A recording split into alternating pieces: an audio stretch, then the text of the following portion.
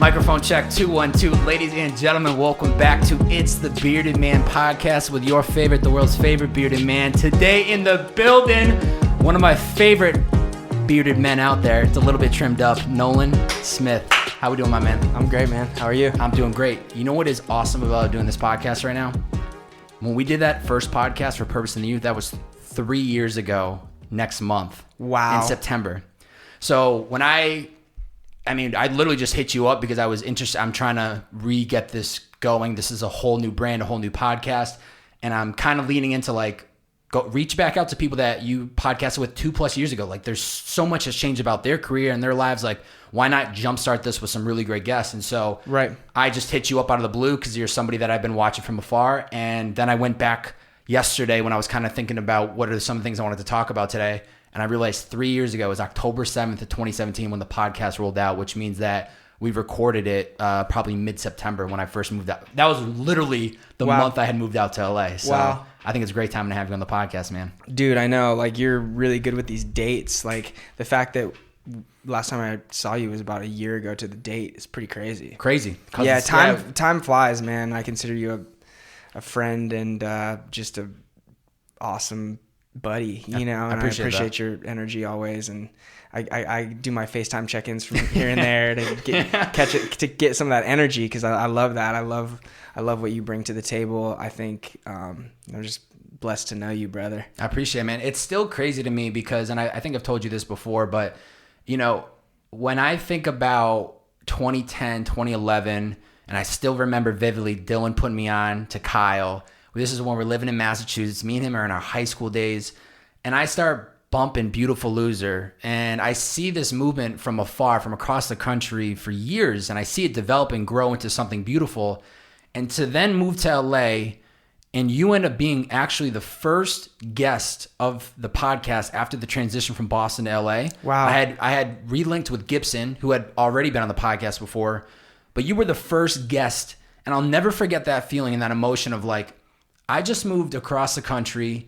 I'm still just a year into Purpose in the Youth.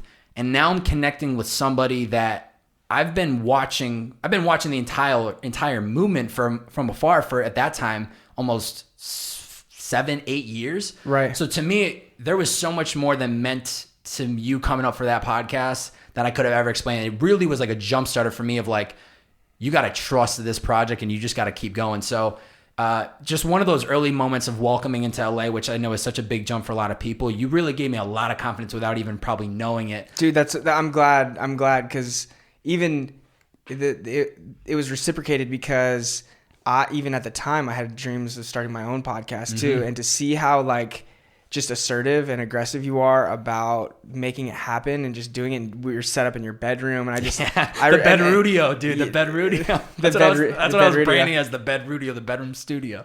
Amazing. Yeah, and just even the confidence and like what it took for you to like do that. And then obviously I saw Gibson's thing, and I saw my buddy Tim LaRue's thing, and I was just like, oh, this is cool. Yeah, and get reps, baby. And I just so thank you for that because that was definitely like a catalyst for me too. What do you think has been, thinking back on the last 3 years, I can think personally how much I've changed about, and just everything in my life, how much has changed. But what are some of the biggest things that jump to your mind when you think about that Nolan Smith that sat down in 2017 to now? You were clean cut. I remember you were buzzed. You had the buzz cut. Yeah, I still got the little clip at the top of my Twitter feed. I still see it from time to time, and I get fired up when I see it up there. Yeah. Let's go. Hell yeah.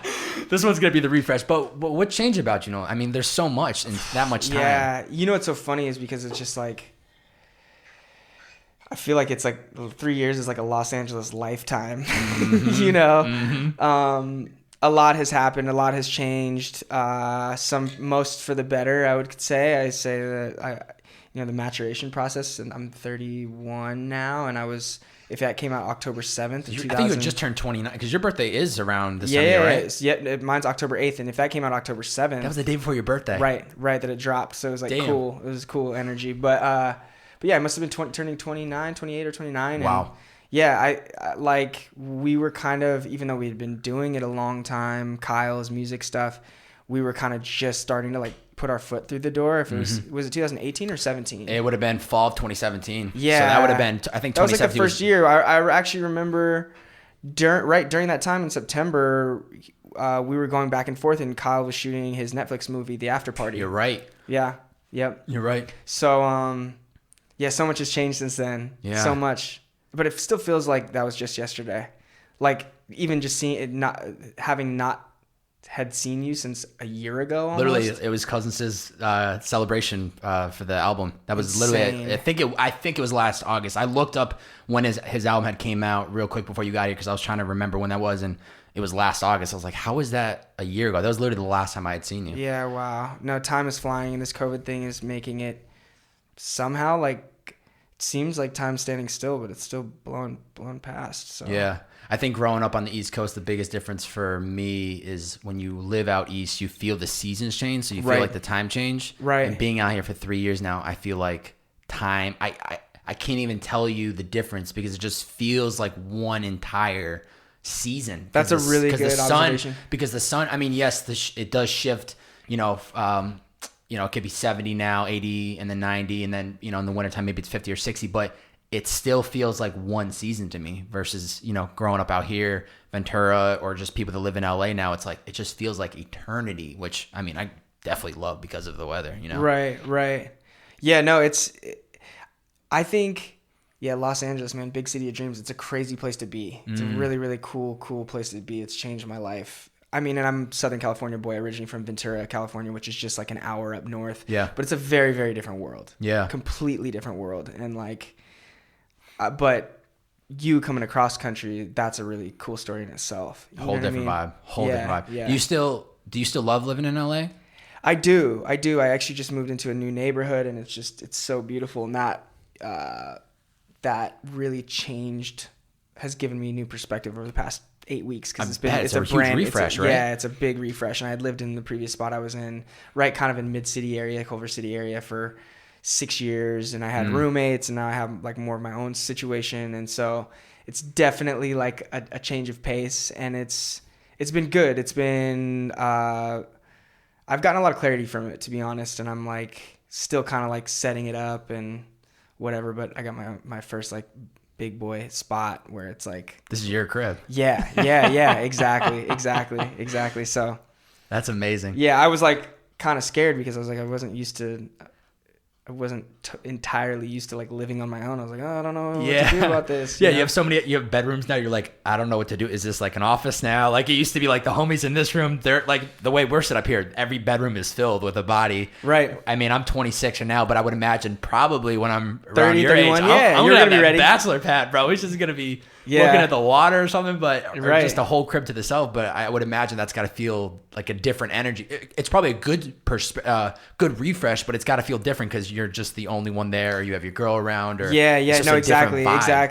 Yeah, and it's honestly, my girlfriend inspired me a lot to like get my own spot. So thanks to her, you know what I mean. But yeah, I think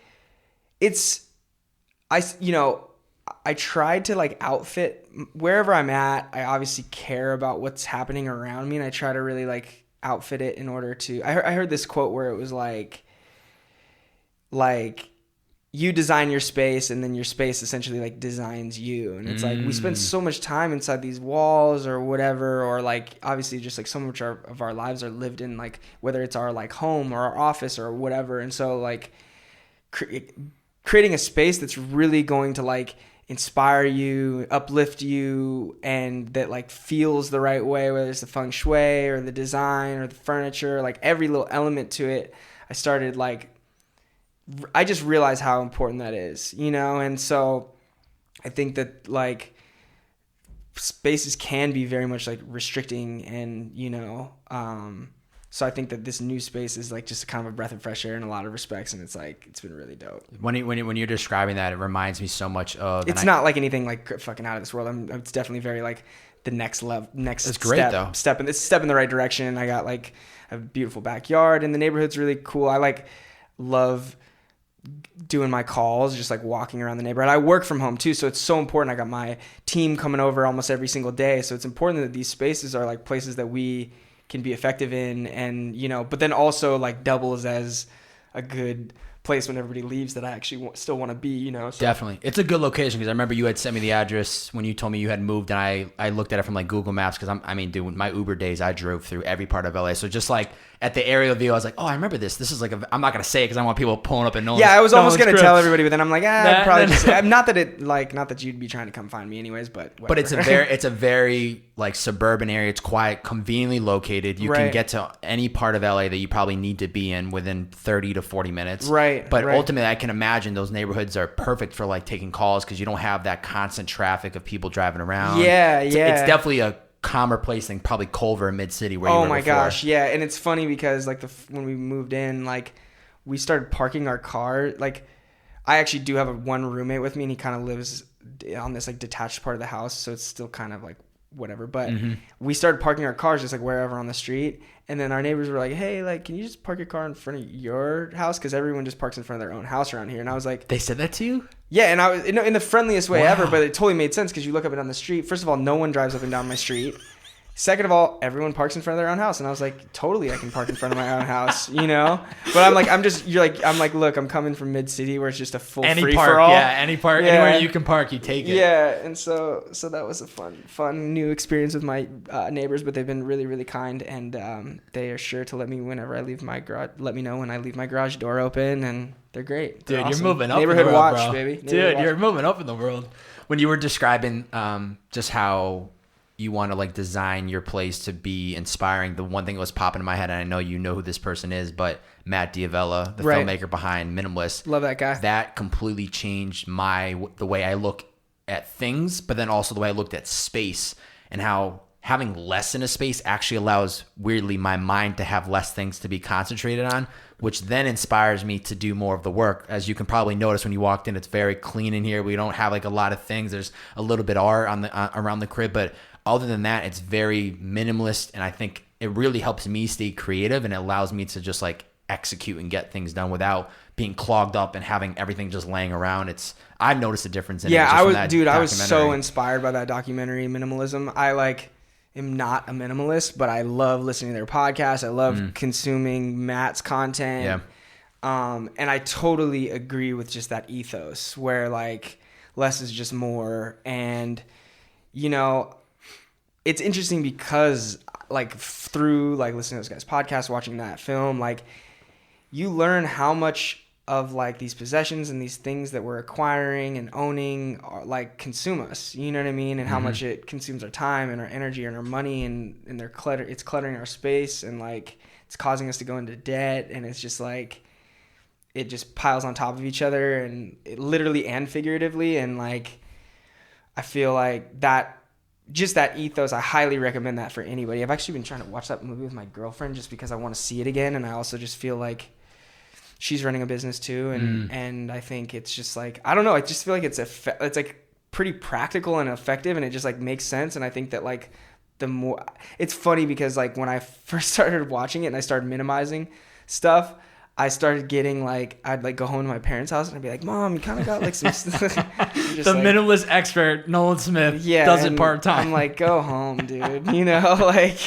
Yeah. But yeah, I highly recommend that. The podcast is great. All the content they put out is great. And I think it comes from like foundationally, it comes from like the right place, both practically and, you know, emotionally, spiritually too. You know, it's kind of like, you know, like parting with things is really good. It's like a powerful practice, and not owning too much, and like it's just this is a concept of living within your means, which I think is just so incredibly important, especially in the world today where it's just like they're just selling us so much stuff all the time.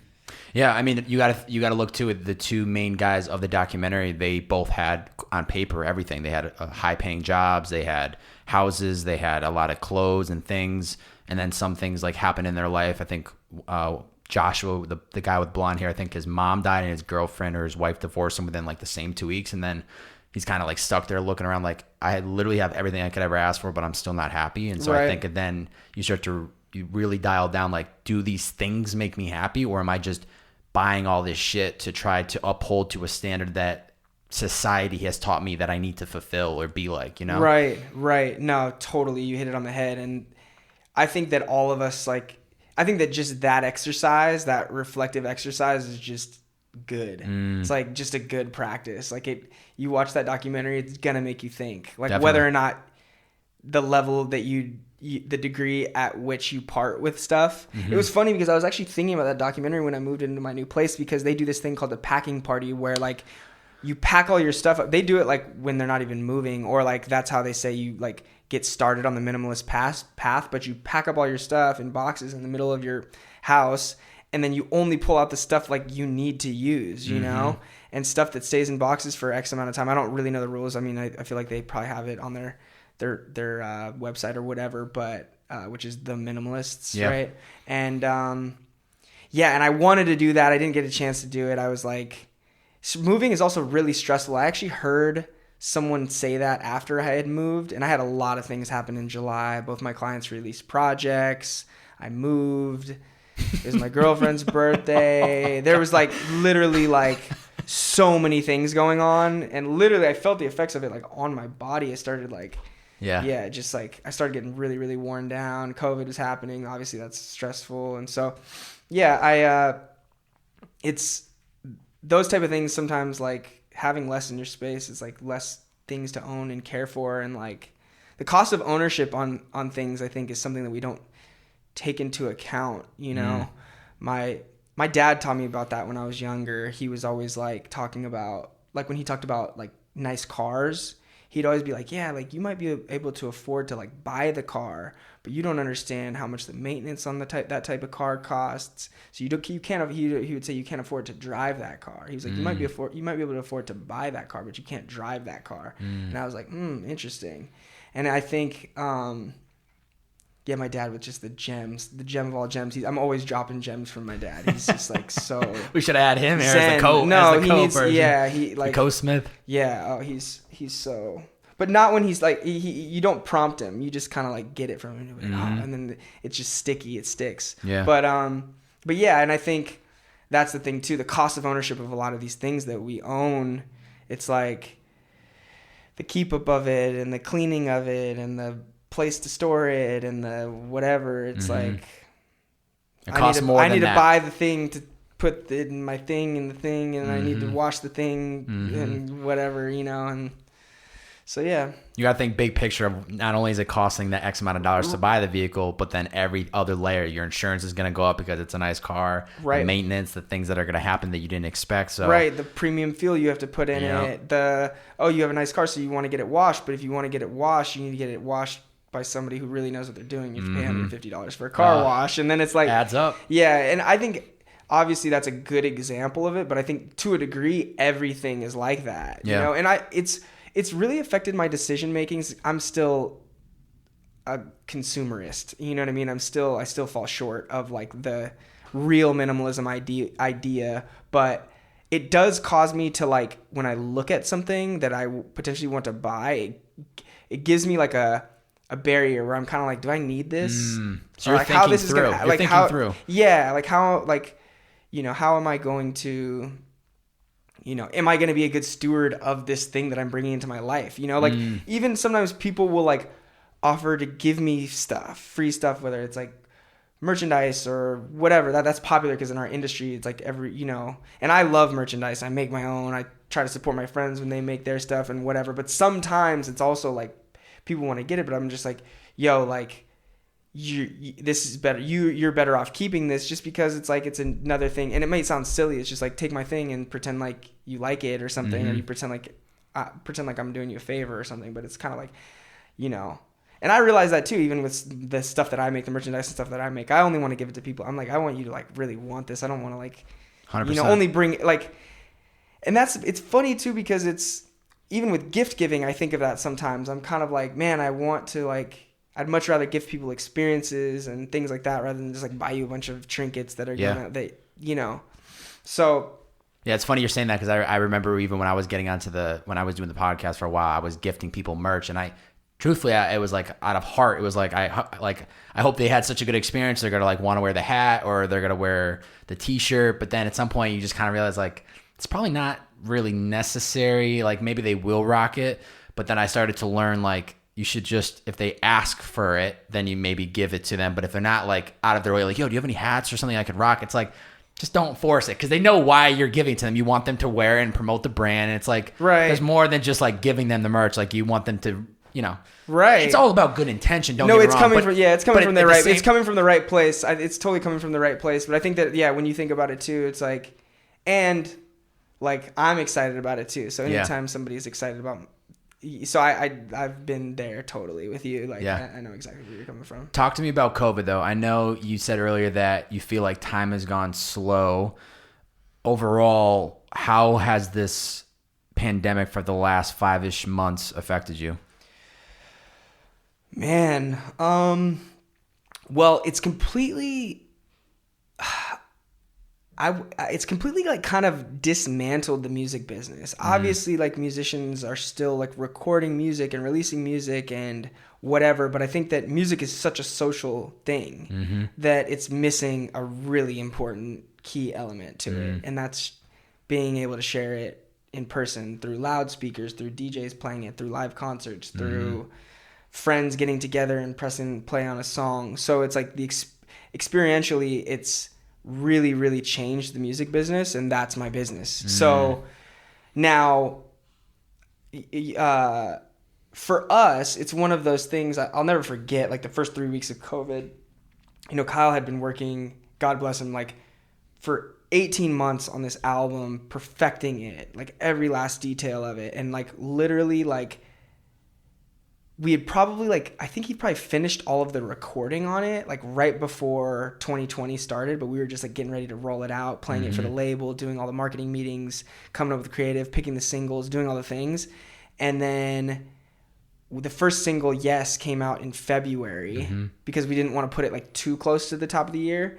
And then like 2.5 weeks later, it was like February 21st, I think there's something like that, the first single came out. And then like 2 or 3 weeks later, like the thing, and we were like shooting music videos. We literally started, I remember like at first we were all like kind of trying to predict what was going to happen. Well, we were like, well, let's just hold off on the album because then in like July, like this is all going to be back to normal, and like, well, then we'll put it out and we'll be able to tour. We had 2 tours planned. Wow. We had, I mean, there was just so much start and stop, especially those first 3 weeks. There's so much start and stop. And I remember I finally said to my partners, I was like, hey guys, everybody, Kyle included, I was like, I think we just need to take like a breather for a week and just like, it's chaos outside. We're like trying to do our best, but I feel like we don't really, nobody really has a pulse. Nobody has a pulse on what's happening. It was like, wear masks, don't wear masks, don't go outside, quarantine, not quarantine. You know what I mean? It was just like all over the place. And I remember even like internally feeling like, a lot of turmoil. I remember being like, whoa, like this is something really intense that we now have to deal with, you know?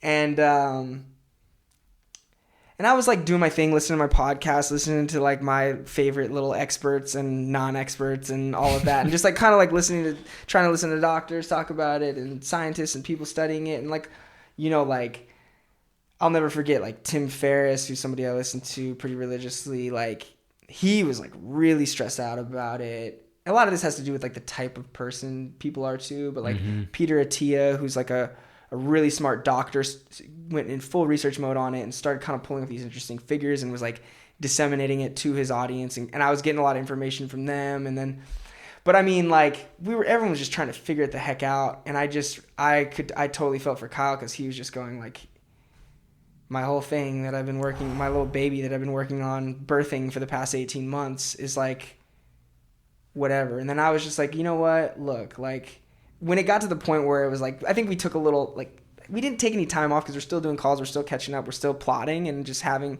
you know, figuring out what our next course of action was. But I remember at some point, I remember calling Kyle and I'm like, dude, this shit is discouraging as hell, but I think we just need to like move forward with it. You know what I mean? Like, let's put the music out, you know, but then it's crazy because then as soon as we start to put the music out, then just like George Floyd gets murdered. Yeah. Like, oh, wow, yeah. You know, and then all the social unrest is happening when we put the stuff back up. And then it's like, then it feels like the heart of the music, releasing the music isn't in the right place. So then we like kind of like held off for a little while longer, and we're like, yo, like this, the timing isn't right on this. And so, I mean, and it like literally like I felt like we all needed to be social activists, and still do, obviously, but I felt like that was more important than even putting the music out. Definitely. So yeah, it's, you know, fortunately I'm in a position where I was able to keep my 2 employees, my 2 staff on. I was able to like, you know, cover my rent, and like I didn't get it didn't turn into like a financial scramble time for me. It was more of like, you know, obviously how can I support the people around me, and then figuring out the best way to like do our job. You know what I mean? Because at the end of the day, Kyle's a musician, I'm a music manager. Like we need to like release music, and you know, and so I had this idea. I was like, yo, let's go quarantine up in Ventura County where we're from, and like rent a house and get like 10 people in there, get our video director extraordinaire Jacob Owens. The bearded man himself. Yeah, legend. Get him in there, you know, Kyle, a couple producers. Kyle's making music, and I think that was one of those things where it's just like, let's just go do our jobs to the best capability we can. You know, it's like, I remember kind of like it just was a really interesting, stressful time. You know, going to the grocery store has just been a freaking nightmare. I feel like the experience March and April was nuts. It felt like out of a movie, like the world was ending. Right. 500 people waiting outside of Trader Joe's at 9 a.m. on a Saturday. Right. And I literally was like weirdly like smirking, like, okay, like wake up, like this is a fucking dream. Like, is this reality, or is this like one of those movies that you see where the world's ending, everyone's going to the grocery store, there's no bread? It was the first time in my life I'd ever seen that. And I was like, this is absolutely absurd. Right. Yeah. It's insane. And I think even like, obviously there's the virus, right? And then just all of our reactions to everything, just even giving us like a little grace and just our human selves and what we're capable of and what we understand and what we know, then and just with like how powerful these devices are that we keep in our pockets, and just broadcasting, you know, whether it's the news media just fear mongering from this angle, and then us, you know, coming up with conspiracies, and just every freaking angle of this thing has just been like a lot to deal with. There's been several times where I've needed to just completely log off, and kind of like, I could tell too, because it was like, at first it was like affecting my sleep, not in like a really bad way, but in a subtle way. I was like, I don't seem that stressed out, but I'm not sleeping that well. And not like, I have this little Oura Ring like sleep tracker thing, and so I just get like really interesting data on my sleep. So I wasn't like, I mean, some people really have sleep problems, and I feel for them, but I was just noticing I was getting like 15% worse sleep consistently, and I'm like, I'm doing all the things I'm doing. I'm like, what's going on with this? And so, but I mean, that, you know, obviously over a long period of time, it's like that can start to kind of like wear on you, infect you. And so my whole thing is just that, like, I'm trying to just be proud of myself and proud of people around me for the effort that we are all putting forward. Because I think that literally, I don't know anyone who's not doing their best in this. You know what I mean? Everyone is pretty much doing their best. The other thing too is everyone's like purview and just opinion and whatever on like the virus and how it should be reacted to and treated, and what type of quarantine, and if you should wear a face mask or a gas mask, or like what the fuck you should do and how you should act and who you should see, and who, everybody's shit is different. And so just kind of respecting everybody where they're at with it, you know. I've had a lot of interesting conversations. I've learned a lot about all this stuff, but then all this stuff, it's just like all the political shit that's surrounding it too. It's like, I just have a feeling like, I was talking to my buddy the other day, and I was like, there's this party in LA called Shabba. It's like a really, really fun dance hall party in, I think it's in like Echo Park, or. Oh, that's gotta be wild. Yeah, it's fun. It's fun. And it's like just like our favorite thing to go to and do. And I was like, when is the next time you think we'll be in Shabba? Because it's like is it like a yearly thing or something? It happens like, I think it's like monthly or so, or every couple of weeks, but it's just like it's a fun gathering, and it's just a lot of our music friends and stuff. And I was like, when do you think that'll happen again? He was like tripping. He's like, dude, he's like, I almost completely forgot about Shabba that it even ever existed. You know what I mean? But yeah, I think I even heard somebody say, like, at the beginning of July, they were like, yeah, we got about 1 year left of this or something. And it's just like, honestly, I'm so blessed in so many ways because I work from home. I spend a lot of time outdoors walking around my beautiful neighborhood. I try to get as much sun exposure. I try to jump in the ocean water if I can, exercise, spend time with good people, you know, laugh, cry. Like I there's people who have it worse. There are people who are freaking like all my New York City friends. I just really felt for them at the beginning. Like a lot of my buddies that work at our record label and stuff like that. I was just like, damn. Like if that was me, I would like go insane. I mean, I'm walking around my neighborhood 10,000 steps. You know what I mean? Like they can't even fucking go outside. The virus was literally just floating in those streets. New York City, man.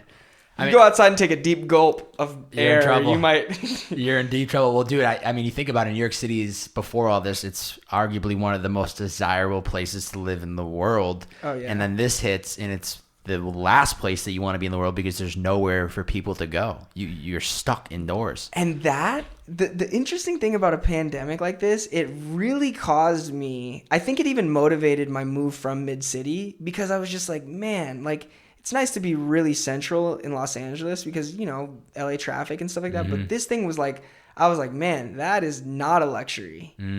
Like, well, luxury is like square footage, yard space, whatever. And I think a lot of people are kind of going, man, like, what's the point in living in LA when all the industry is closed? Yeah. All the industries, most of them. You know what I mean? And so it's still, I mean, hey, I'm not complaining. It's still a beautiful place to be. I love I think two things. One, I loved that you guys still kind of, to me, when I saw that you guys were working with Jacob and you guys were pumping out a lot of content, I feel like it almost kind of forced you guys to go back to the bootstrap days of like small team, little, but like there's budget, but like, let's just make it work really efficiently. No, right. So like it actually kind of like inspires me because like you have somebody who has label money and super successful, but because of everything that's happening, they have to go back to the roots of like, how do we make this work with what we have?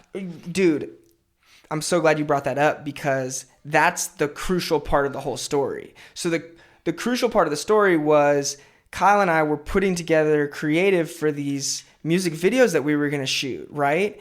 And, you know, we're talking about trying to do them on a decent budget. Like, you know, he's a priority at the label. He has big features on these songs. You know, he's got the song with Tyga. He's got a song with Rico Nasty. He's got a song with Bryson Tiller. My favorite. The Sun, my favorite. Which one? The Sun with Tiller. Oh, me too, dude. Me too. Big Tiller fan, but go ahead. Sorry. Yeah, so like we're thinking about putting together these videos, but then it's like the label's telling us we can't even shoot any videos. And we're like, we can't shoot any video. We literally asked them that so many times. And then finally I was like, dude, I told Kyle, I was like, there's one way to do this. We do it on our own. We do it like we used to do it. And that's how we did it. And literally having those constraints, that was the story so the video for What It Is and Bouncin', though, that was the story. That was this album's story. It was Kyle getting back to his roots, which he was uncovering on social media and talking about like what the "See You When I'm Famous," that was his senior quote. Like he was talking about these things, and I was like, so I don't know. Like, had COVID not happened, I don't think, you know. And obviously hindsight is 20/20, but like literally I was like, man, this was the only way we could have done it. Like even if COVID happened or didn't happen, this is how we should have done it the whole time. So it kind of like helped us, the little bit of constraints kind of helped birth that, like the last piece of the puzzle. Otherwise we're like scratching our heads going like, well, like, what's the creative for these big budget, potentially big budget videos? You know what I mean? Where it's like, you can do anything. Yeah. Then what do you do? Oh, no, we needed that little bit of like, those like, you know, blinders in order to like really zero in on the concept. And the story was getting back with Jacob Owens, who was the director that we started with, shooting run and gun videos. Now, obviously, Jake has a production company, he has a team, he has beautiful cameras, his skills have obviously improved and stuff over time. So we're like, it's like we're going to go back, tap into our roots, but do it with a budget. Yeah. You know, literally like I helped produce all the videos and we were pulling all these locations and I was asking all like my old friends and stuff from these businesses like, hey, Crown Plaza is a hotel in Ventura, and where I was like, hey, can we use your ballroom that overlooks the coast and stuff? And calling Ventura Theater and being like, hey, can we come shoot outside the theater? Will you light up the sign and stuff? And we went to his old high school. We were like asking the principal if we could shoot on campus. And so it really like, for me, it was cool because it just was empowering, the fact that we kind of just like took it back into our own hands, and we weren't like, oh, well, if we can't do it this way, we're not going to do it type thing. It was almost like, and it was like, it told the story that needed to be told for the album. So it worked with the marketing. And I love how even some of the shots were replicated from 2011, 2012 music videos. Like you guys went to that detail to make sure that this, like, it meant something then more than just like, yo, we got to shoot a music video. Like there was so much story to it that it really did fit the name of the project, the entire concept, and how this was part of his yearbook. I don't think you guys could have executed it more perfectly with how everything was interwoven to make it part of that, like, authentic, this was who I was and this is where I am now. Right. Thank you. And honestly, had COVID not happened, it wouldn't have been that. Yeah. Which is like, you never know, like, what. And I think it's interesting too, because like, especially nowadays, there's so much music, there's so many videos happening constantly, but I think that for Kyle's story, it was the right thing. And it was like, we had to, so I said constraints birth creativity. Yeah. I love that. I mean, outside looking in, you've been in it, so it's gradually just increased, and you guys are where you are today. But like I said, when I have my perspective and I see where you guys were to where you are now, I would say these guys, your entire unit is extremely successful. Like, I know there's a lot more fuel in the tank, and I'm sure Kyle's already thinking the next X projects. You're probably already thinking about everything you want to do with construction and studio the game. Like, there's always going to be more room to grow, right? Mm-hmm, mm-hmm. But I'm really curious, how has your perspective on success changed over the years as you guys have checked things off the bucket list or made certain things happen or bought in certain things in your life? Like, how has your success of what you probably thought it was 10 years ago to where you are now, has there been a shift at all? Oh yeah, totally. That's a really good question. Rick Rubin like puts these like little quotes out on his Instagram. I don't know if you've seen those. Mm-hmm. I think yesterday or 2 days ago he posted one that said, we're all working towards success constantly, but nobody truly knows, like, I'm paraphrasing, but like no one truly knows what the outcome is going to be like, or what it's actually like, or no one's like, it's like impossible to be prepared for success really, and like what it actually manifests as. And honestly, there's been so many times for Kyle, like, we checked off a lot of the boxes that we were going for. You know what I mean? And it didn't happen overnight. You know what I mean? We worked at it. We dreamed about it for 6 years and worked like crazy at it for 6 years. But then that first like little like foot through the door, a lot of those things like XXL cover and some of these things, mm-hmm. we started checking those off. And I think that it's really just, it's different. How it manifests in person, it feels different in person than like the perspective of it, like when you're going towards it. Mm-hmm. You think that like all your problems are going to be solved as soon as you make $70,000 a year, or like, mm-hmm. you know what I mean? Like we like as humans, we sensationalize like a lot of these ideas of like, if I just had that dude's life, or if I just drove that fucking car, or if I just dated that girl, or like it, like whatever the thing is, like we're always like and I think that has a lot to do with our evolution, but mm-hmm.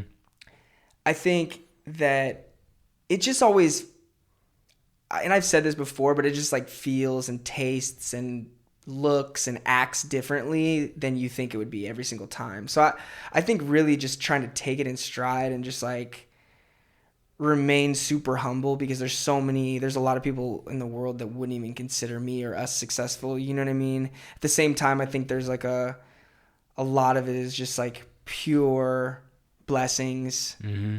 And but I also think that like in a lot of respects, like life isn't meant to be easy. So like even when you do achieve the things that you're going after, it's not designed to be quote unquote easy. So when you get there, don't just think, oh, I solved this problem, so now my life is supposed to be easy. Yeah. I think that is like really, really instrumental. So like when we were in our content crib, 4 people deep in a 3-bedroom, the photographer homie sleeping on the couch, like whatever, in 900 square feet, I think maybe what was going through all our head was like, oh, like once just like we all have our own spots, like this is going to be so much easier, or when we make $1 million or whatever the fuck the dream was. Yeah. But like when you get there and you actualize it, it's like you just like unlock a crazy set of challenges and interesting, even nuanced new problems that all of a sudden you have to solve. So it's like kind of just enjoying each moment for what it is and really enjoying the process. Cause keeping your head down. Like I love that concept, keep your head down and grind. I love the grind. I think that that's really fucking important, but I think you also just need to have a sense of awareness of like what's happening around you, because it's beautiful. Like I think back about those times as like just so beautiful, even though they were so difficult. We would like freaking, we would eat dinner. Yeah. It's just like, we would buy a pizza for like 5 of us to share. Each would get like a slice, and then like I wouldn't eat all day. And then at 9 p.m. I'd freaking eat like tacos and that was it, to like just enough to fill my stomach to like get me to sleep. But yeah, no, I think it's one of those things where it's just like you really gotta like enjoy the moment for what it is, because it's never going to be the same, and it's beautiful for what it is, and every stage is awesome. So it's like there's obviously new mountains to climb and stuff, but it sounds like it helps you appreciate the new successes more because of where it came from. So when you think back on the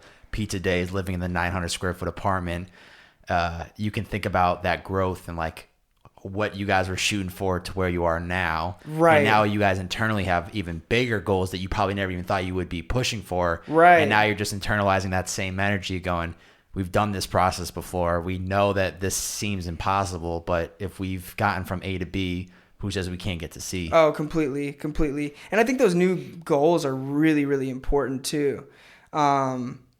It's easy to get complacent, and I think you don't realize that it's happening. But yeah, it's like you gotta like, as soon as you accomplish one, and it's not just for the goal's sake. I think it's really for like, it gives you direction. It points your true north. Yeah, it points your thing. So even in, whether it's in relationship or business or whatever, it's like you need something that you're like moving towards, because it kind of helps.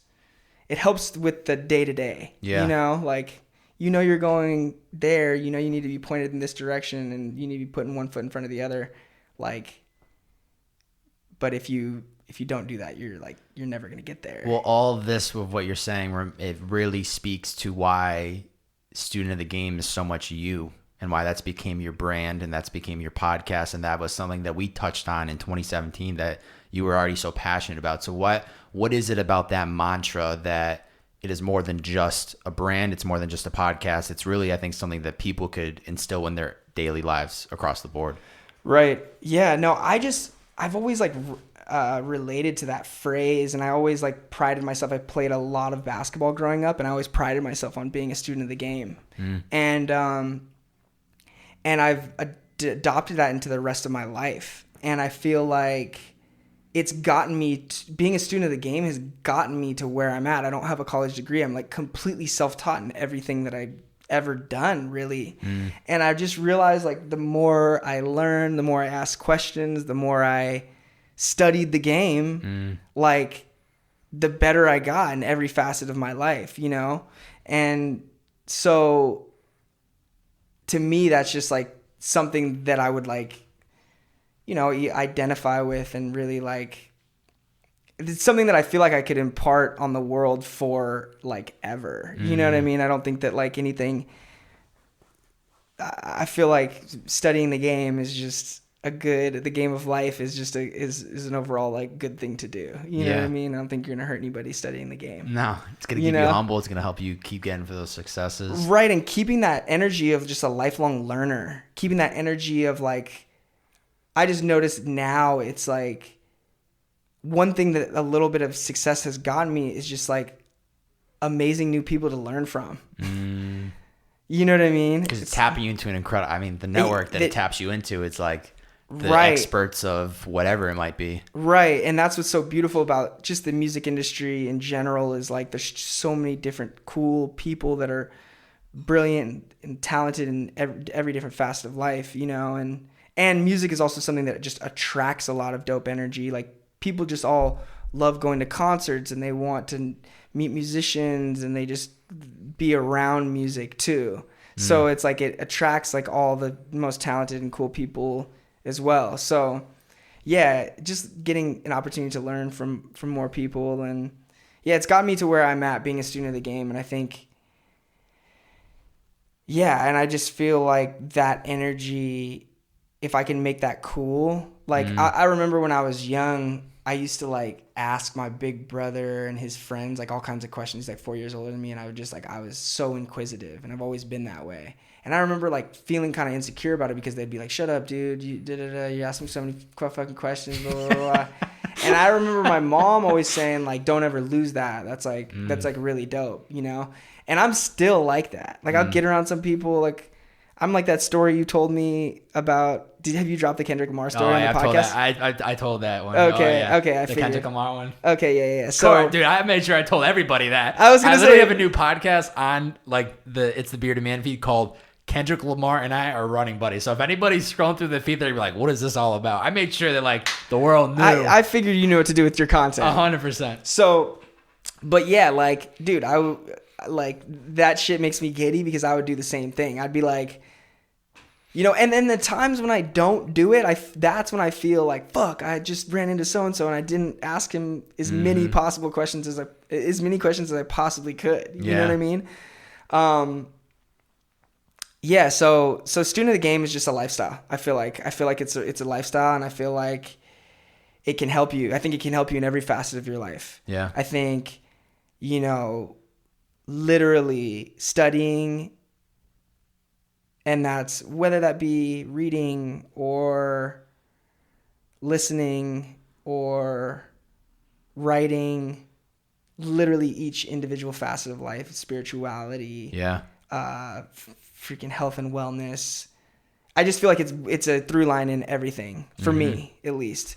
And so it's just the student of the game brand that I'm creating. It just is like something to kind of even just remind me, you know, and some of these things that I'm picking up, these concepts, these ideas, these even ideas for graphics or just words that I like, I just am like, I want to remember those.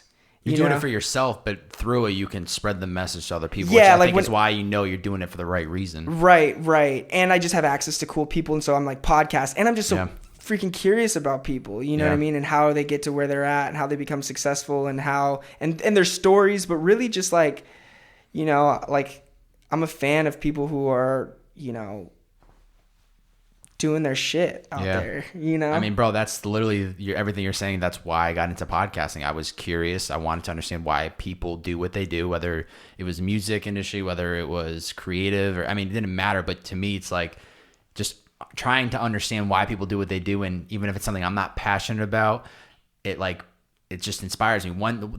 As I'm saying that, the one soundbite that I just remember, and you know him, is Rhetoric, DJ Rhetoric. Right, yeah. But there was a soundbite I had with a podcast with him, and I'll never forget it. Easily top 10 podcast. And so he said, I don't care if your passion is building cardboard boxes. If you can tell me everything about that cardboard material, where it's from, why it's the best in the world, who makes it, who supplies it, how you bring it inbound, why you build the box a certain way. He's like, those are the types of people I want to be around because you're passionate about it and you know the ins and outs. And so I might not be passionate about building cardboard boxes, but I want people like you around me because I want that energy. Oh, dude, that energy is so true. It's so important. It's so important. I think.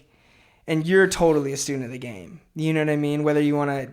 that's 100%. The thing. It's like, I don't know. Some people are like, but at some point I want to be the teacher. Well, at what point are you the teacher? And I'm just like, you can always be a student. You can teach some shit too when you get to that point. But you can still... Teachers should still be learning. You know what I mean? And there's always just these but that passion is contagious, you know? And like...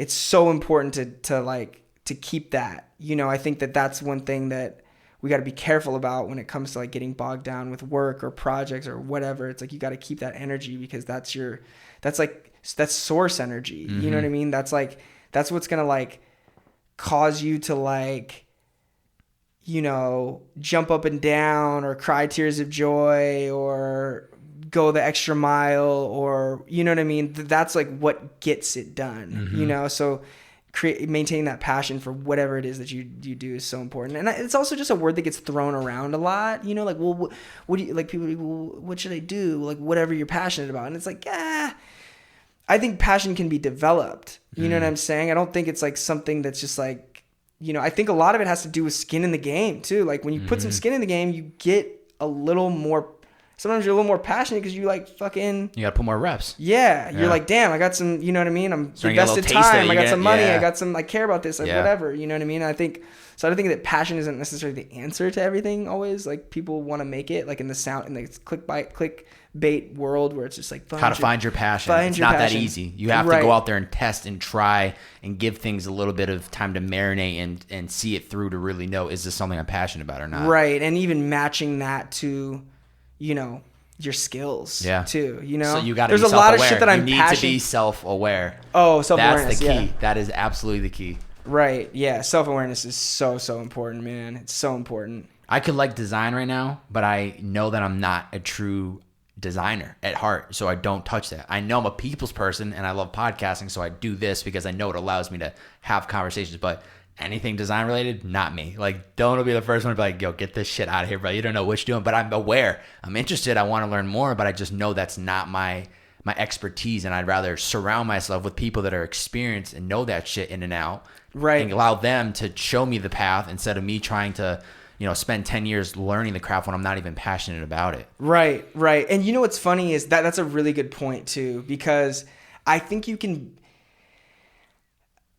like a lot. I think you can enjoy a lot of different shit, and you don't need to like dip your toe into every single thing. You know what I mean? I think you can just enjoy it from the far, see how you can incorporate it, or like even being around people who are designers and you're passionate about. But I kind of feel the same way as you, where I'm like, I wouldn't necessarily consider myself a designer, but I have an eye and I have an opinion. Yeah. I think I have an opinion. Yeah. And I think the opinions a lot of I've been dealing with this with my whole life.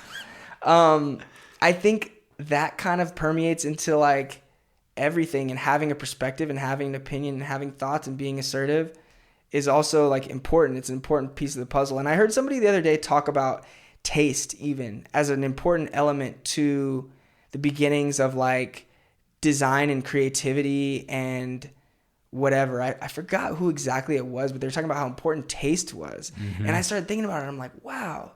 Because that's like the first little switch. That's like the first little thing. Like you know, like whether it's when it comes to like aesthetics or like something, like you have like a certain taste in furniture that you like, or like fashion or whatever it may be aesthetically. Like you start, and then then you like can shape your perspective from there. And then, you know, like then you can kind of like start working on like crafting things. But yeah, no, it's interesting because, yeah, like I think for you too, I mean, and the taste thing kind of goes through everything. Like you are so good at podcasting, and you have such a good voice for it. You're so clear. You're so engaged. You're so focused. You're so like lit up during this type of like interaction. Yeah. And you've probably listened to a lot of podcasts. A lot. And you probably have like, you have probably a perspective on like what you like about podcasts and what you don't. And definitely. You know, and that's the taste thing where it's like, I don't like some things, you know what I mean? And that gives you perspective. Like if it's just like, oh yeah, it's all good. You know what I mean? But you got to be open-minded. That's the other thing too. I think you just need to be open-minded to what's out there and not form like, I'm never going to like listen to this type of podcast, or I'm not going to listen to this music. You know, growing up, I'd be like, fuck country, that shit sucks. And then I went to a couple of country concerts one summer. I was like, this isn't too bad. Everyone's having a good time. Right. But it opens my mind where it's like, I'm not bumping country every day, but if I got in your car tonight and you threw it on, I'd be like, bet, like, let's cruise out. Like, I'm open-minded. I'm cool with it's not my way or the highway. I'm just going to go with whatever is. That's really powerful. I think some of that has to do with maturation too, like maturing. Cause I used to be like that too. It was like, always like, well, like, cause then you become a snob. Like you're just like a hype beast, like taste snob. Like if it's not like the new Young Thug album, like I don't want to hear it. You know, it's like, if it's not like, and that is funny too, because I think that sometimes you have perspective before you create anything, before you make anything, you develop your taste, and then you're really like, the taste is all you have and you don't have anything practical to show for it. Like, I made this song, or I directed this video, or I designed this piece of merch, or I started this podcast, or I made this piece of graphic art, or I painted this picture. Like prior to like, when all you have is taste, and then you're slowly developing perspective, and you haven't like made anything, you don't understand how hard the arena of making shit is. So like you're just like, well, I don't fuck with that. That shit's whack. And I think once you're in the arena of making shit, you're like, look, it's not my favorite thing, but he's doing it.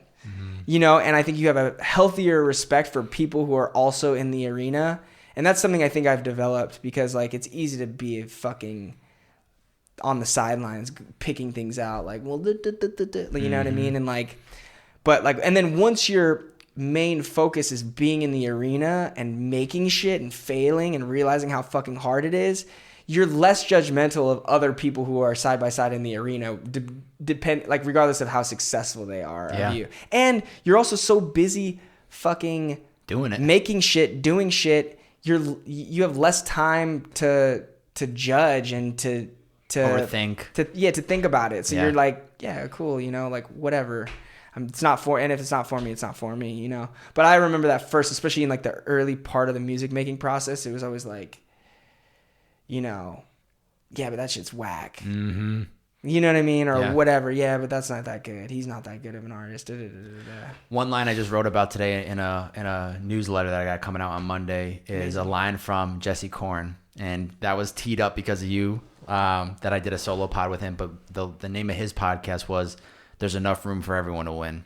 And so I think when you are in the arena and you have people around you that are doing something similar, and you think like it's you versus them, not at all. I really do believe that there's enough room for everybody to win. And so there's going to be times when somebody quote unquote is above you, and maybe you're above them at other times. But at the end of the day, it's like you're all winning. You're all like, if you can incorporate that mindset, everyone's in the arena. Don't listen to anybody that's outside the arena, like nitpicking you, talking shit. If they're not in there throwing themselves out there like you are, then it shouldn't faze you. But at the end of the day, I do believe that, you know, on top of consistency, luck, timing, preparation, all those types of things, there is truly enough room for plenty of people to win that are willing to see it through and find a way to make it happen. Oh man, absolutely. It's like, yeah, completely. Because the minute you think that there isn't, someone else is winning, and you're like, wait a second, he's winning? You know, as soon as you stop, like you doubt yourself, you turn to your left, and someone else is doing it because they just believed in it. You know? So I love Jesse too. I got a good catch up with him over COVID and stuff. But yeah, no, he's really, really good people. He's really, really like creative dude. You know, us managers behind the scenes, we don't get a ton of credit for the creative stuff, but I think it's a really important part of our job. We're helping artists make a lot of creative decisions, you know, so it's important that we kind of have a perspective, you know, and that guy really does. And he has a ton of like successful artists and things that he's working on to like prove it, you know, but yeah, no, I agree with that so much, man. I think that, you know, and look, if you don't think that there's room for everybody to win, don't worry, because someone else does, and they're going to be the ones that win. You know what I mean? Like, you know, and there's definitely space for everybody, and I think that's the encouraging part, right? No matter what you're starting. Like, it's funny even because I think about it too. I've even like asked you, like with my podcast, I was like, Bob, like, don't you think there's a lot of podcasts out there? Like, I'm just going to be another one with a podcast. And you're like, yeah, bro, but it's still early in this podcast game. Like, you're so like, perspective is just everything, because you're so optimistic, and it's like, you're right. Like, those who think they can and those who think they can't are both right. That's a quote I've kept with me for a while. It was like my basketball coach in high school used to put quotes up on our practice plans every day, and that was one of them that was always like, and I was always like, that's a bar. That's a good one. I got to keep that one with me.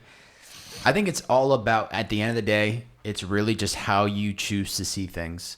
So like a great example is on the phone with my mom before you came through for the podcast, and she was asking me about this girl I went on a couple of dates with. She said, have you heard from her? I said, I haven't heard from her a week. And she's like, oh, that's a bummer. I said, honestly, I tell myself she's just afraid to fall in love with me, so that's why I haven't heard from her. But maybe it's something else, but that's what I keep telling myself. And so that's the way I try to treat everything. And it's taken years of consistently being optimistic, whether it was like one more Uber drive or it's the next podcast, or there's been all these things in my life where I just said, just go one more, or just literally keep going. And so I'm just now at a point where I still have those moments where like negativity feeds in, but I'm just so quick to react to like, what's the positive? How do we look optimistic? When COVID first hit, I was like, shit, dude, like, what do you mean? Now I'm like not working in the office anymore. I can't go to the gym. And then literally within days, I was like, all right, game plan is I'm going to start doing YouTube video workouts.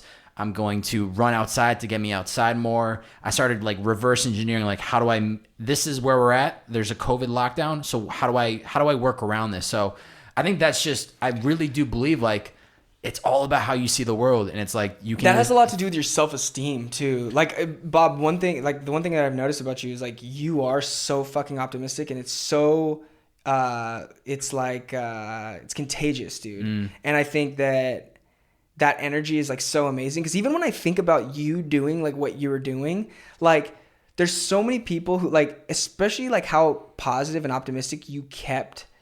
Like when like even you documenting your Uber journey and stuff like that, I always thought that was really interesting, because I even tried to put myself in that place, and I'd be like, I would be a fucking whiny bitch if I had to do what Bob is doing, and this motherfucker does it with a smile on his face.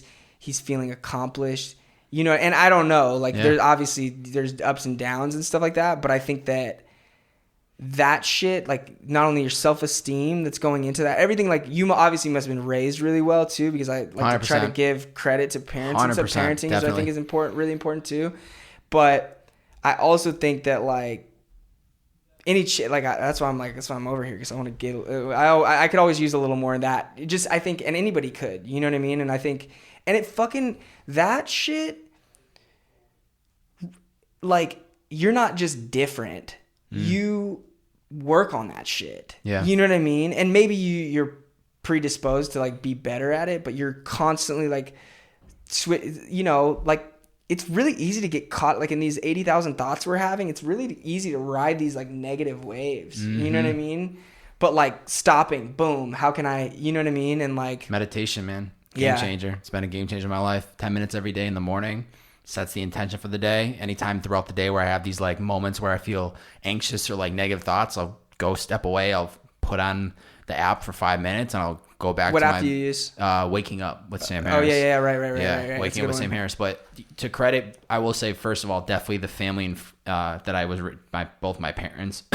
That's helped me shape who I am.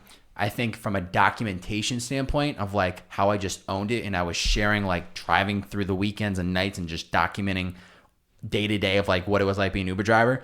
That really came from Gary Vee. He was just preaching like, just own who you are. Like if you own who you are, like at the end of 8 Mile, like nobody can call you on your shit. And so I just carried it as like, fuck it, I'm the best Uber driver the world's ever seen. And then my ego went straight up through the roof when in 2018, they sent me a package and they said, yo, Bob A, Bearded Man, you're a top 2% driver in the world. You've had so many fucking 5 stars. We're sending you a package to let you know. Here's a sticker. Put it on your car so all your riders know.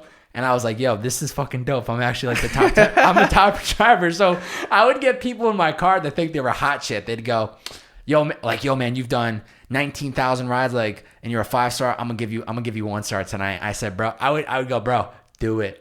It's not gonna hurt me, bro. My average is so high. Like, tell all your friends to give me 1 star. It's not gonna hurt my rides, bro. So, dude, 19,002 rides across 3.5 years. Do you know how many miles that is? Too many. I don't know what the mileage is. Too many, bro. Right. I got out to LA, at least for LA, because when I was driving in Boston. Boston's a very tight city, so like in an average day, maybe I drive 100 miles, and an average day in LA was like 200 miles. Wow. So it doubled up in a day. But I moved out to LA, drove across country with my car, and I think I got to LA with around 24,000 miles maybe. And right now I'm sitting at 117, and I probably stopped driving Uber at around 113. So I mean, we're talking at least 90,000 miles in LA alone within 2.5 years.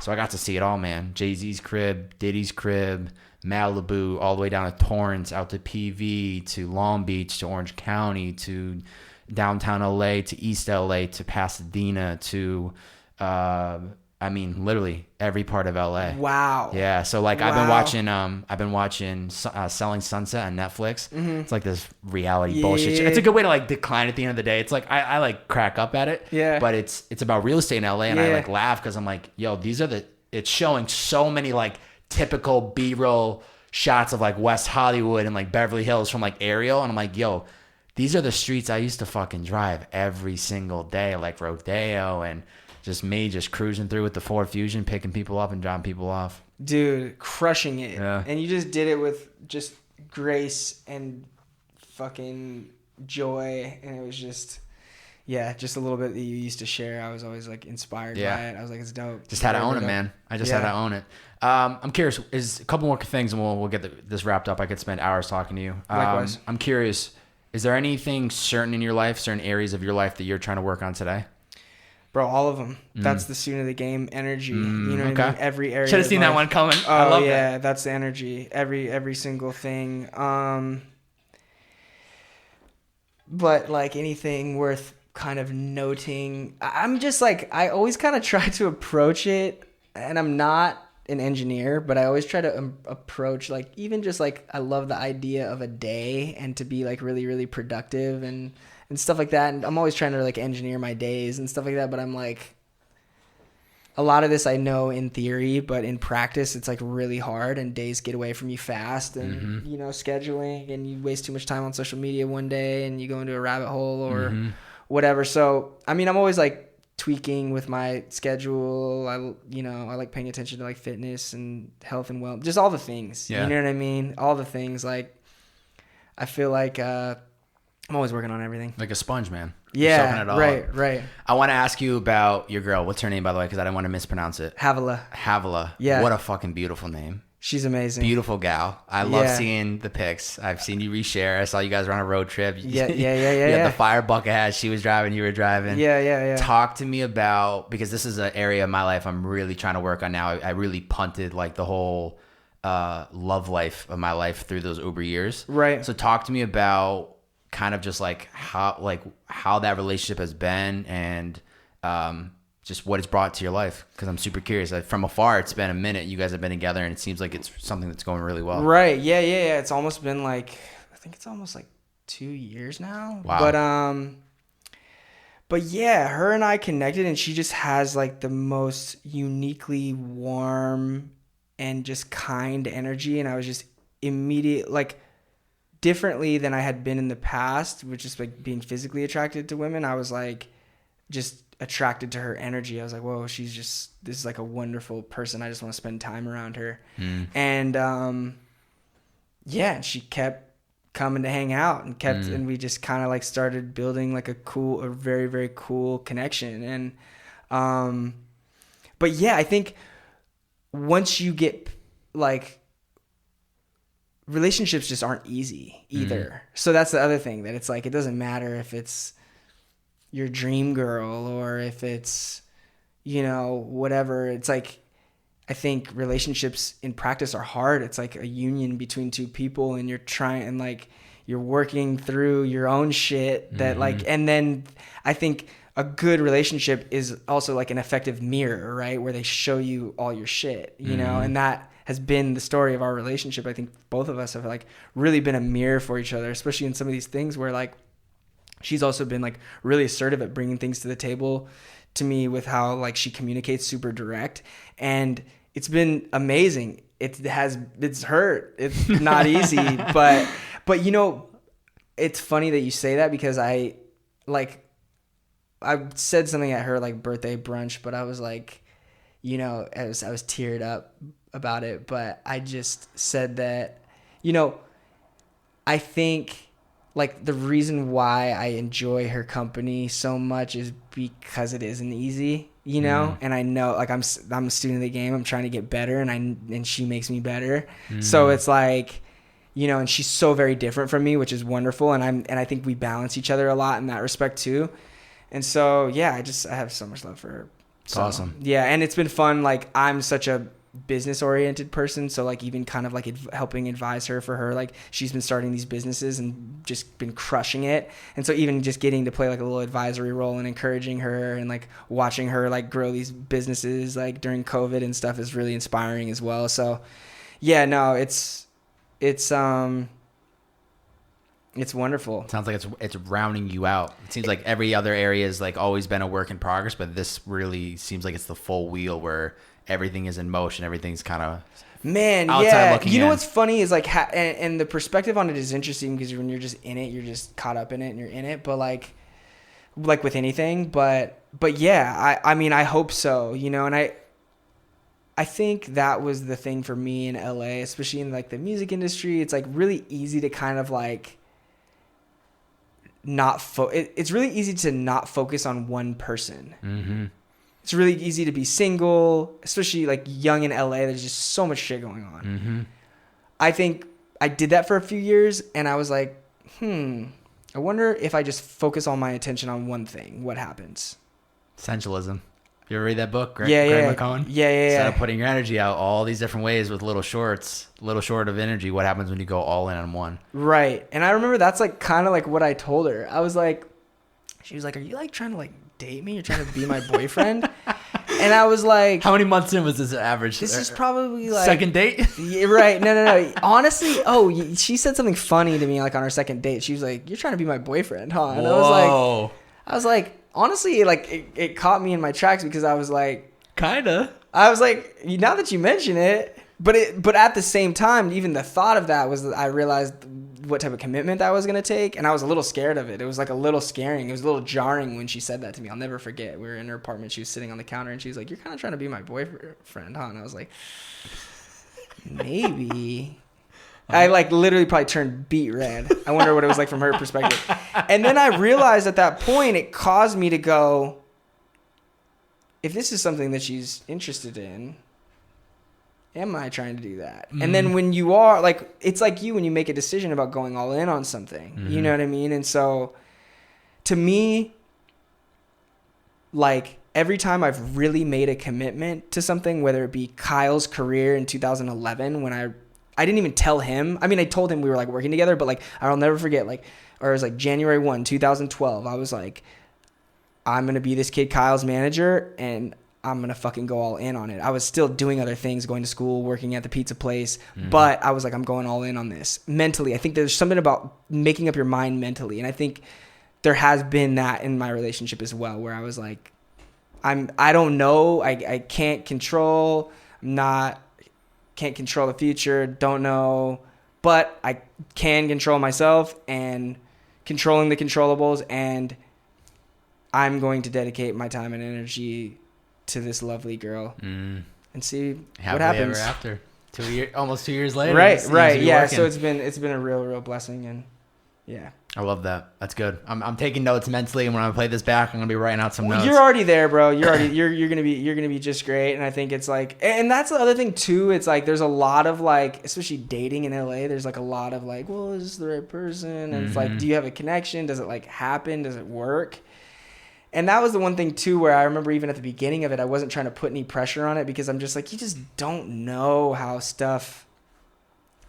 You just don't know. Like, you don't really know. And so I think that even to a fault, I was like, I had a couple situations prior to that where I was like, I thought that there was a connection, and then it kind of like just like nosedived mm-hmm. fast. And I was kind of left like thinking, damn, I thought that was like kind of maybe going to be something.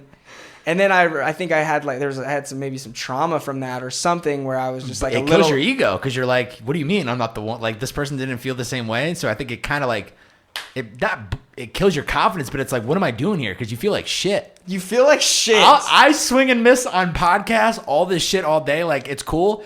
I'll slide through. If I try sliding through a DM, and it gets put on scene or like denied or like whatever this thing with this other girl is, and it's not happening. I don't know, but it hurts because it's like, fuck, is it me? You start playing this mental game where before everything else that I do, never question myself. I'm so like, go, forward moving. And this, I'm like, fucking stopping in my tracks. I'm like, shit, like I got a lot of learning to do.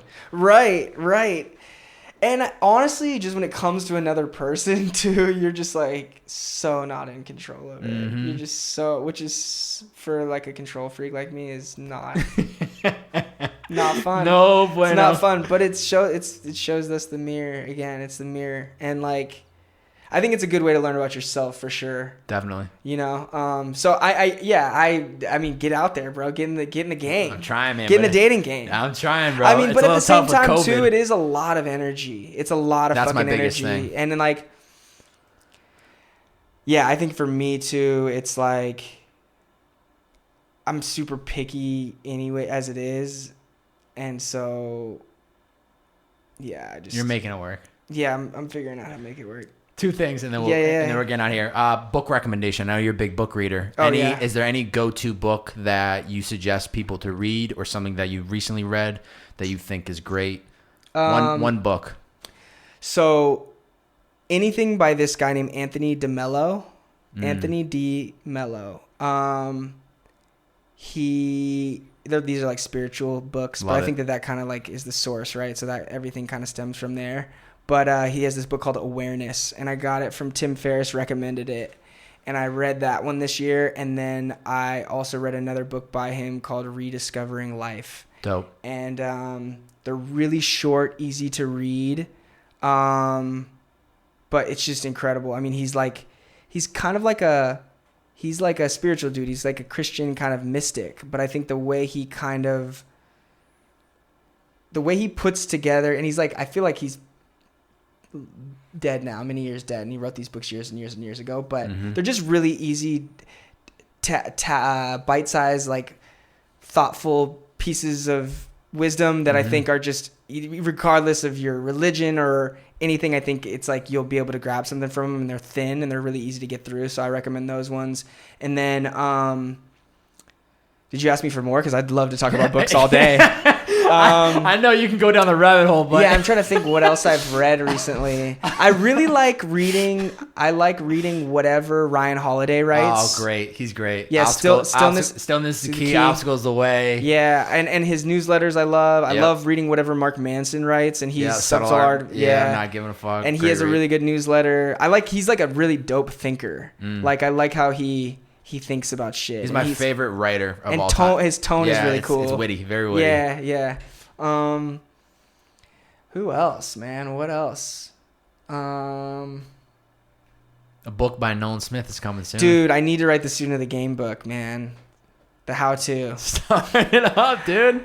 But it's like if you're perpetually a student, that's I think the problem I have is I love learning so much. Why don't you write a playbook on the keys to the student of the game? What are the things that we need to be doing? Right. The daily rituals or something. Yeah. There's the playbook. Yeah. I like your own brand. Break the day down into break it up into quarters or something. Right. I don't know. Boom. See, look at you're thinking marketing. Let's go. Yeah, and then I've been interested in listening to sermons by just different really smart pastors. A guy named Erwin McManus. It's so smart. And then T.D. Jakes as well, who's a famous old pastor. Anything you throw one of those sermons on YouTube, and you're just gonna get filled up. You're gonna get filled up. You're gonna get inspired. You're gonna get a little guidance, and I think it's gonna help you on your journey. So I'm a big content guy, big podcast guy. I love it. Me too. You and me both. I want you, lastly, to put a challenge out to the listeners. Anybody who gets to this far on the podcast, what's one challenge you want to push for them to do after listening to this podcast, or something they should do in the next couple of days? Let's just start with read a book. Start a new book, buy a book. I'm big on this thing. I was thinking the other day, I was trying to put this into the right words, but I'm I feel like I'm, not the richest man on earth, but I feel like I'm literally rich because I can buy any book that I want. People want to talk about buying any car or whatever. I can literally buy any book that I want right now. Show me a book, I'll buy it. And I remember hearing, there's been a couple, Ryan Holiday, that's one of his things, where he said he made a pact to himself at a young age where if there was any book that he ever wanted or was interested in or wanted to read or put on his shelf, that he wouldn't let anything stop him to buy it. And I thought about that, and I've kind of practiced that over the past 3 or 4 years, where it's just like literally like try to spend as much money on books as I possibly can. It's an investment in yourself. Oh yeah. It's so good. So I just say recommend a book. And so Ryan Holiday, anything he's written is really good. Mark Manson, like we mentioned, Tim Ferriss's books are just, in podcasts are just so helpful. 4 Hour Work Week will literally like get you to start a business. Yeah. And then definitely those Anthony DeMello books, those are great. And if you do, tweet me, Instagram me, Nolan_Smith, and let's talk about it. Yeah. I might need to like give away. I've been thinking about a good way to like give away the books that I'm reading too, because it's like once you read it, it's like some sort of trophy to like put it in your bookcase or whatever. But that's why I like keeping them. I always buy them because I like having them in my own little bookshelf if I ever want to recall them or go back and like flip through. But I'm happy to send and gift somebody a book that I've read, but like there's something about owning it, and when you get through it, you're just like, I accomplished this. And so I have something to like see, and like it's tangible. Like a medal. Yeah, it's tangible. No, it's so true. And I'm the same way, right? So like I'll do audiobooks, but I notice that when I'm just listening to my ears, I multitask, right? And when you're multitasking, you're not all you can multitask and listen to a conversation. It's really hard to multitask and listen to some, especially like the way some of these like people read, like the reader of the books is like monotone, like English accent. It's like really bad. But yeah, I would say holding the book tangibly, and you can buy them used and stuff, used on Amazon, eBay, whatever. Like you can get them affordably, but like holding them is great. But I also think that it's a cool energy to be able to like then go and give it with. It's like in the same tone back to circle back to our minimalism conversation, but like also having them on your shelf, certain ones you're like, oh yeah, that's a really good book, you remember it. It's like, but the one thing too, and drama actually taught me this, was don't, like, if you start reading a book, and like the thing about reading is interesting, it'll slow you like if you're not in love with the book and you don't fly through it, or it isn't that good, or you don't think it, like maybe everybody in the world thinks it's good, but you don't think it's that good because you're not reading it, because books are meant like a good book, you shouldn't be able to put it down. Yeah. If you enjoy reading, right? It's like a high. You just forget. Time space, goes by. Yeah. So I think that's some things that people have trouble with, is they'll be like, I read and I have a book, but I just like haven't finished it. And they're so hung up on, getting through it. They have to finish it. Yeah. They feel unaccomplished by not finishing it. And drama was like, as soon as you slow down, chuck it. Because if you like to read, you'll get to the next one. But if you don't, I mean, you won't like get through it. I got one that I've been moving slow on it, but it's really good. It's just dense. And it also is like, it's called Already Free. I forget who it's by, but it's like psychotherapy meets like Buddhism. I'm super into like, oh, I'm all about it. I'm into psychology and just all the thought stuff. And it's just so fucking dense that like I'm reading it slow. And it also I have to be in a mood for it because it's heavy. It's talking about releasing trauma and perspective on how to, just a lot of things. So I have a couple other ones that I'm like picking up, but yeah. So if you're hung up on a book, chuck it or just get a new one. You know what I mean? You're thinking, oh, it's a sunk investment. It's $14. You know what I'm saying? And obviously like, that's obviously not no money, but at the end of the day, I think it's really important to, if you need a book, like, or if you want a book recommendation, I'd happily send you one. So if you made it this far on the podcast, hit me up. I'll send you a fucking book. I swear to God, I will. I really will. Yeah, if you made it this far, slide through Nolan's DM and fucking tell him to send you a book and send him the address. Right. Yeah, no, I'd love to do that.